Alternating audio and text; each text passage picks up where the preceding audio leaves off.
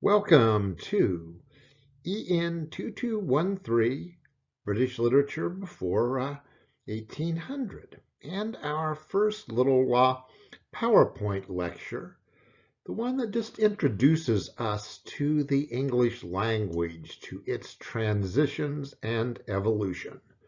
So, let's start this fairly simple little lecture by naming Old English. Old English, the language that we'll see in Beowulf and the Exeter Elegies. We won't actually see it or read it. We're reading these items in translation, full-scale translation. Unless we have studied the language fairly extensively, we would find these completely unreadable. The language looks nothing like ours. It's a Germanic language and was the language of England prior to 1066. And 1066, if you know your English history, a great revolutionary thing happened, namely William the Conqueror,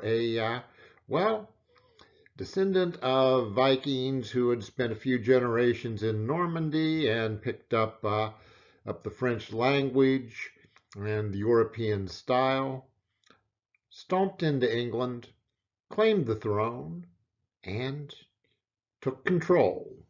Thus begins the modern evolution of England, and we have the French language there to meet and mingle with that early Germanic tongue.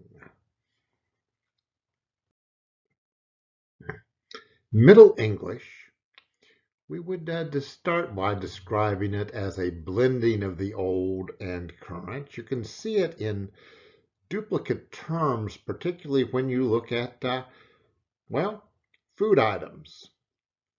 When a cow is on the hoof, it is a cow or a coo, perhaps in an order form. When we put it on the table, it becomes beef, from the French boeuf. Likewise, your sheep becomes mutton, and such as that. Now, this language, as it blended and moved throughout the class structure, yes, became the written language that we would see in Sir Gawain and the Green Knight. Now, Sir Gawain and the Green Knight is written in the form of Middle English that might be found about 80 miles west of London toward the Welsh border, and as such, it's a language that we would find a bit of a workout to read. Not impossible, but just a bit of a workout. So we're going to be looking at it in translation. But Chaucer's English language from the same period, his London English, guess what? We can work with it fairly comfortably as long as we have an editor helping us out. So we'll look at the Canterbury Tales in the original Middle English. But that is this language. It's unfair to call it a transitional language because, folks, things aren't transitional. Things evolve because they evolve. That's the way they work. And Middle English evolves into Modern English.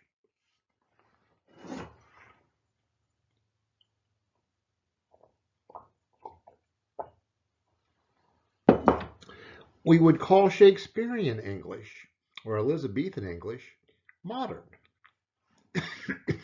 We would also note that it is different from the language we speak, significantly different.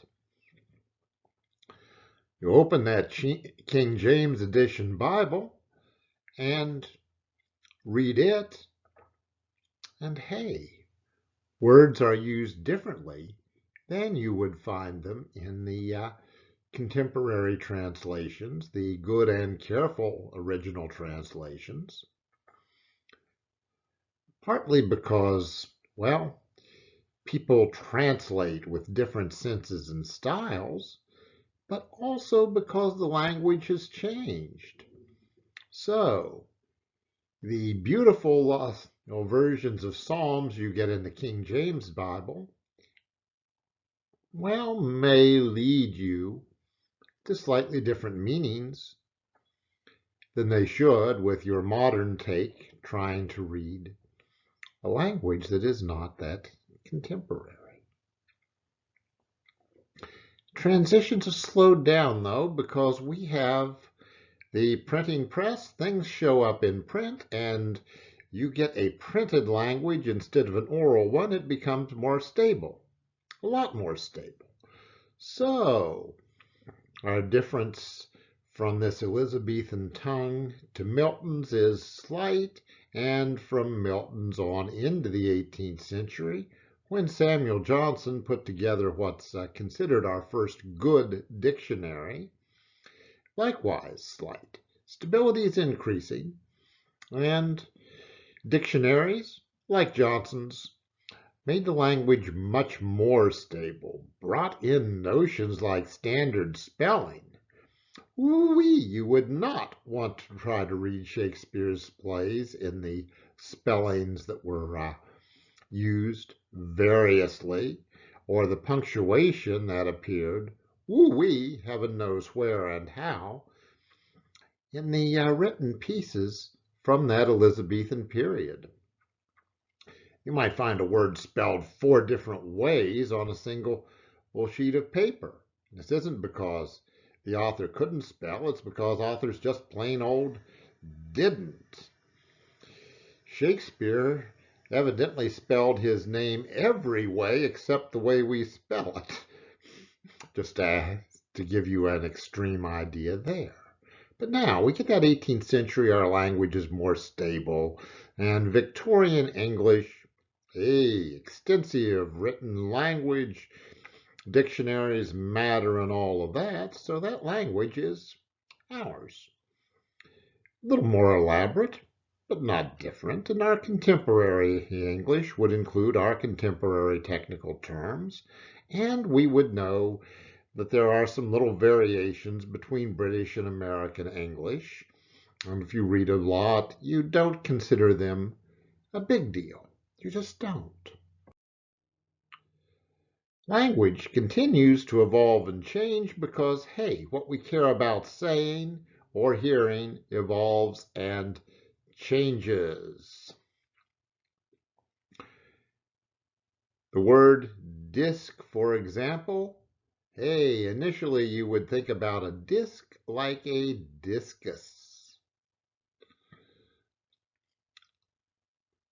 Other times, well, gee, we get modern and you would think of something like a CD. Word takes on meaning in context with its times. Language likewise continues to include dialect variations. There are fewer of those contemporarily than there were before because we have a very, very homogenizing influence at work. World communication in its various forms tends to blend out these language differences. But now, somewhat arbitrarily but very usefully, we are concerned with those 3 big divisions. Hey, Old English, the language prior to the invasion by the Normans prior to 1066. Middle English, Chaucerian English, we'll call it that because we're reading some Chaucer, and Modern English, which we somewhat arbitrarily call Elizabethan English forward.